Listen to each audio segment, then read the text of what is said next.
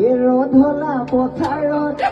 এলালৈ ধানে হেনো দাই আছিলি এলালৈ ধানে হেনো দাই আছিলি এলালৈ বকু শুনো কৈ বৰাৰে ধান উকিয়াই উকিয়াই এলালৈ ধানে খেনি মই আছিলো এলালৈ ধানে খেনি মই আছিলো এলালৈ তয়ো দেখুনি দিলি কাণ মইনা চৰাই মইনা মাত কোনে দিব মিঠা মাত